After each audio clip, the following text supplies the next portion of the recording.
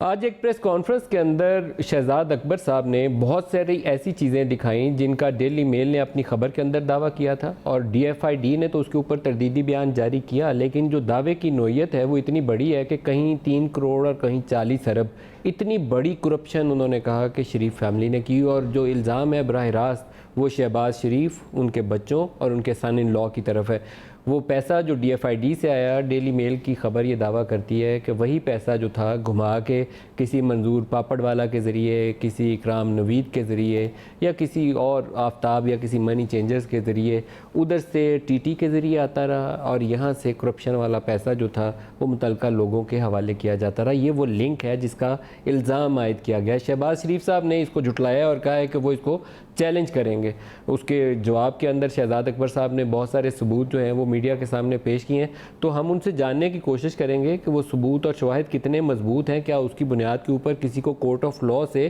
Transparently سزا دی جا سکتی ہے۔ اور شہزاد اکبر صاحب ہمارے ساتھ ہیں، بہت شکریہ شہزاد صاحب۔ یہ فرمائیے گا، آپ نے پریس کانفرنس کے اندر کچھ ڈاکومنٹس دکھائے، ابھی بھی آپ کے سامنے میں دیکھ رہا ہوں کہ کچھ ڈاکومنٹس کی فوٹو کاپیز ہیں، کچھ ان کی وضاحت فرمائیے، یہ ان کی نوعیت کیا ہے؟ کیا یہ کافی ڈاکومنٹس اور شواہد ہیں کہ جس کی بنیاد کے اوپر آپ کسی کو عدالت میں لے جائیں اور اس کو سزا ملے، یا صرف میڈیا ٹرائل تک بات رہے گی؟ دیکھیں، دو چیزیں ہیں۔ پہلی چیز یہ ہے، کل ڈیلی میل کی سٹوری شہزاد اکبر نے نہیں کی اور نہ کروائی۔ ڈیلی میل کی سٹوری ڈیلی میل نے کی، اس کے جرنلسٹ نے کی، اور وہ اپنی پوری سٹوری پہ قائم بھی ہیں۔ وہ کل مختلف چینلز کے اوپر بھی تھے۔ اس چینل دیکھیں، جو کرپشن ہے اور منی لانڈرنگ ہے وہ تو اس کا سکیل اس سے بھی بڑا ہے، لیکن جو ڈیلی میل کی سٹوری سے ریلیٹڈ تھا کہ اس میں انہوں نے کہا کہ جو انہوں نے منی لانڈرنگ کی ہے اس کے اندر پروسیڈ آف کرائم کے طور پہ وہ والا پیسہ بھی شامل ہے جو امداد کی مد میں ڈیفڈ پاکستان کو دیتا رہا ہے، جس کی ایک مثال اس نے ایرا کے ایک کیس کی بتائی۔